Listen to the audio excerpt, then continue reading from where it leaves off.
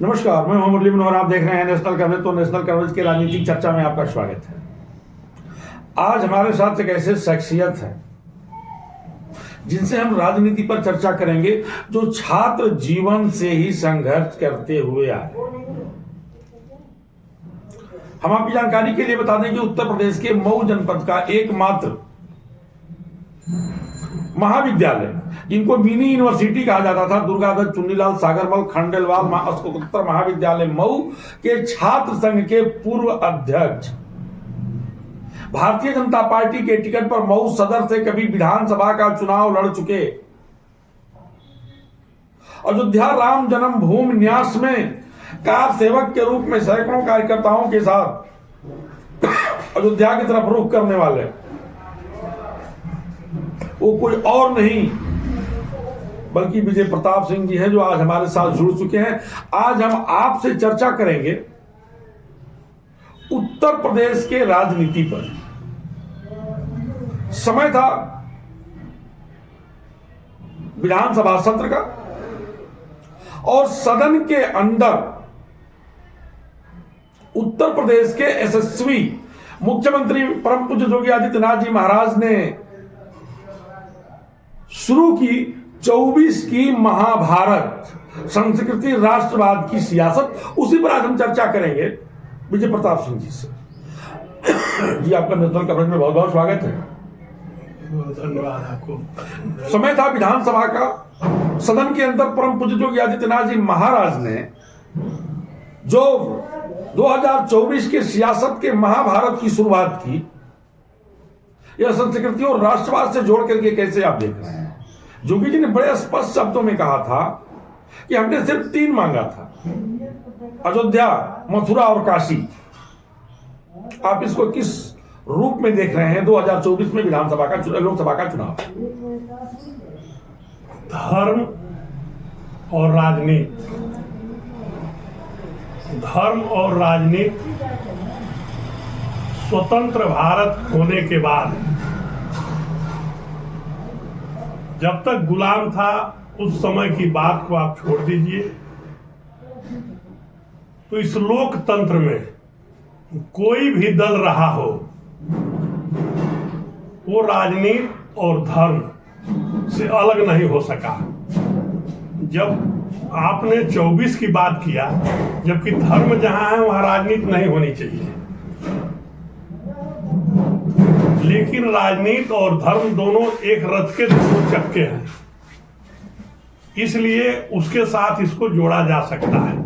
लेकिन सवाल यह होता है कि सदन के अंदर जिस तरह से परम पूज्य योगी आदित्यनाथ जी महाराज 2024 के चुनाव का हो सकता है कि इसी महीने के लास्ट में घोषणा हो जाए, काशी, मथुरा और अयोध्या की चर्चा करते हैं। यह बात आप सही कहते हैं, लेकिन सदन के अंदर इसके पीछे भी बहुत ऐसे मुख्यमंत्री हुआ करते थे जो कि सदन में घोषणा करते थे।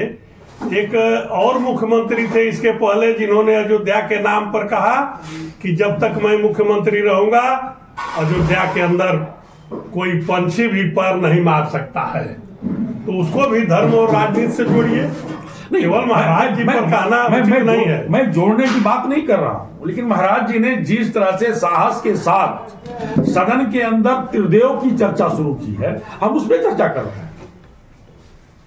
ये एक बड़ा ड्रामा है, इसे हम ड्रामा के रूप में देख सकते हैं, बड़ी सियासत के रूप में देख सकते हैं। जो सच्चाई है वही सियासत है, जो सच्चाई है वही सियासत है। महाराज जी ने जो कहा है बिल्कुल सही किया है।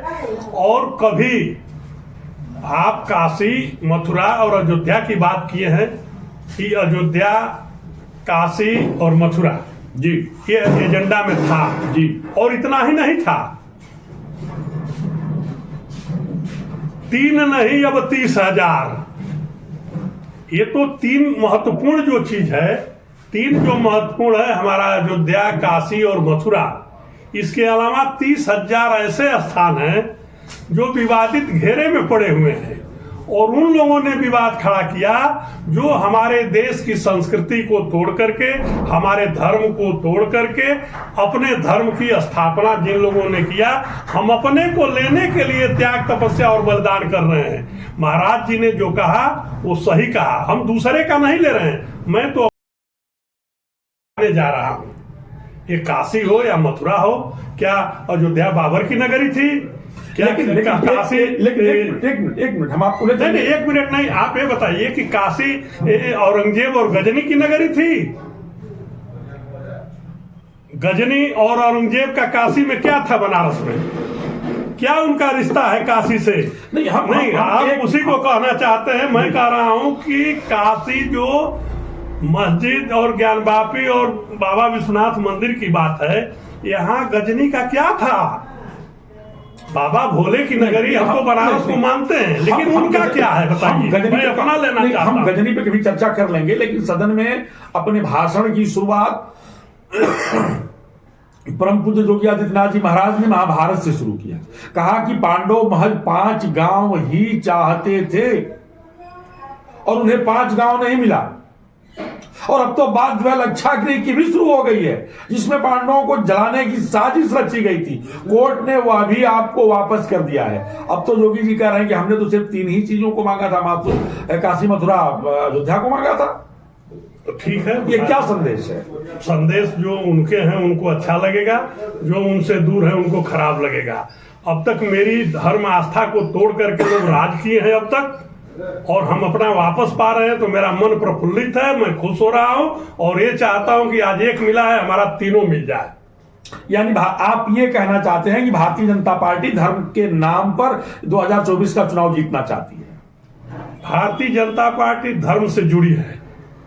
भारतीय जनता पार्टी को धर्म से अलग नहीं किया जा सकता है। जिस जगह जब समय राजनीति चरम सीमा पर थी और माननीय अडवाणी जी के नेतृत्व में, आज की लड़ाई नहीं है, 5 वर्ष की लड़ाई नहीं है, 500 साल पुराने विवाद को भारतीय जनता पार्टी के सबसे बड़े नेता अटल अडवाणी जी ने इस यात्रा को शुरू किया था और बोला था कि रामलला हम आएंगे, मंदिर वही बनाएंगे।